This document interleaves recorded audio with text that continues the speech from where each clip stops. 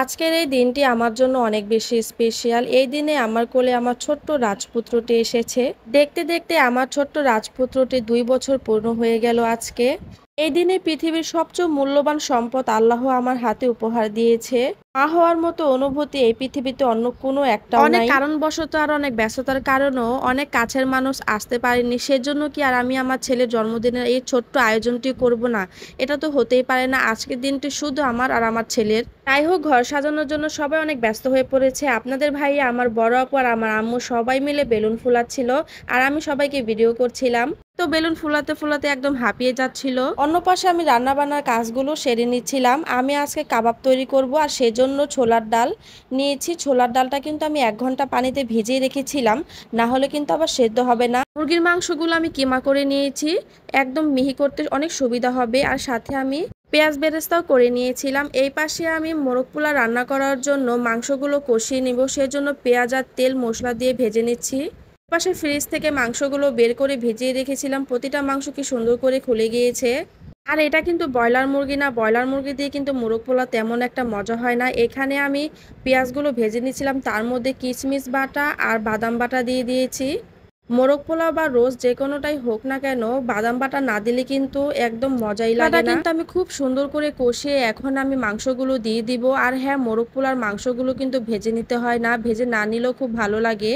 একে একে আমি সব মাংসগুলো দিয়ে দিচ্ছি। মাংসগুলো দিয়ে আমি খুব সুন্দর করে কষিয়ে নেব, একটু পানি দিব না। মাংস থেকে অনেকটা পানি বের হবে। মোরগ পোলাও আমার অনেক বেশি পছন্দ। সাথে আপনাদের ভাইয়ারও। আমাদের ঘরের সব মানুষই মোরগ পোলাও অনেক বেশি পছন্দ করে। যেই খাবারগুলোই পরিবারের মানুষ পছন্দ করে সেই খাবারগুলো সুন্দর করে রান্না করে তাদেরকে খাওয়াতে পারলে মনটা অনেক বেশি ভালো হয়ে যায়। তার জন্য ভাবলাম আজকে মোরগ পোলাও রান্না করব, সাথে থাকবে চিকেন কাবাব। এই যে দেখুন, চিকেন কাবাবের সেই মিশ্রণগুলো আমার বড় আপু পাটায় বেটে দিয়েছিল। পাটায় বেটে নিলে কিন্তু অনেক বেশি ভালো হয় ব্লেন্ডার করার চাইতে। কাবাব তৈরি করার জন্য আমি একটা ডিম ফেটে দিয়ে দিয়েছিলাম, আর এখানে কতগুলো বেরেস্তা দিয়েছি, সাথে অনেকগুলো কাঁচামরিচ কুচি। ঝাল খেতে আমার অনেক বেশি পছন্দ। আর সাথে ধনিয়া পাতা দিয়েছি। পুদিনা পাতাটা দেইনি, কারণ পুদিনা পাতার ফ্লেভারটা আমার তেমন ভালো লাগে না। সবকিছু একসাথে সুন্দর করে মিশিয়ে নেব, একটু যাতে বাদ না থাকে। আর সব মিশ্রণগুলো খুব ভালো করে মেশাতে হবে, না হলে আবার ভালো করে কাবাবের সাইজগুলো হবে না। অনেকটা সময় নিয়ে আমি খুব আস্তে আস্তে মেশাচ্ছিলাম। কাবাবের মধ্যে বেরেস্তাটা দিলে কিন্তু একদম বাবুচিরা রান্না করে সেই ফ্লেভারটাই চলে আসে, আর খেতেও অনেক বেশি মজা লাগে। যাই হোক, সব উপাদানগুলো আমার খুব সুন্দর করে মেশানো হয়ে গেছে। আমি অল্প অল্প করে নিয়ে কাবাবের সাইজ করে নেব। একলা হাতে সবকিছু করতে আমার অনেক বেশি সময় লেগে যাচ্ছিল। তার জন্য আমি আমার আম্মুকে বললাম, তুমি ওই পিসগুলো করো আর আমি অপর পাশে ভেজে নেব। এই পাশে আমি ভাজতে চলে এসেছি, আর আমার আম্মুকে বললাম যে তুমি কাবাবের সাইজগুলো দিয়ে দাও। আর এই যে দেখুন, চিকেন কাবাবগুলো তেলের মধ্যে দেওয়ার সাথে সাথে কি সুন্দর করে ফুলে উঠেছে। আর অপর পাশে আমি মুরগির মাংসগুলো খুব সুন্দর করে কষিয়ে নিচ্ছিলাম। এগুলো কিন্তু একদম শুকিয়ে নেব। আর এই যে দেখুন, কাবাবের সাইজগুলো কত সুন্দর হয়েছে, আর কালারগুলো কি সুন্দর হয়েছে। একদম গ্রানে মোমো করছে, আর অনেক মচমচে হয়েছিল। মাংসটা রান্না করা হয়ে গিয়েছে, এজন্য আমি চুলাটা নিভিয়ে রেখেছি। এই পাশে আমি পোলাও রান্না করার জন্য একটু তেল নিয়ে নিয়েছি, আর পেঁয়াজগুলো ভেজে নিচ্ছি মশলার সাথে। মাংসের মধ্যে অনেক বেশি তেল হয়েছিল, সেইখান থেকে তেল নিয়েছি। আর সাথে আমি কিছু আলু বাখারা দিয়ে দিচ্ছি। আলু বাখারা দিলে কিন্তু মোরগ পোলাও বা পোলাও স্বাদটা অনেক বেশি বেড়ে যায়। আলু বাখারার নিজস্ব একটা সেন্ট থাকে, যেটা পোলাওর মধ্যে অনেক বেশি ভালো লাগে। এই যে দেখুন, আমার পোলাওটা রান্না করা হয়ে গিয়েছে। আমি রেসিপিগুলো স্কিপ করে যাচ্ছি, কারণ রেসিপিগুলো দিতে গেলে অনেক বেশি বড় হয়ে যাবে ভিডিওটা।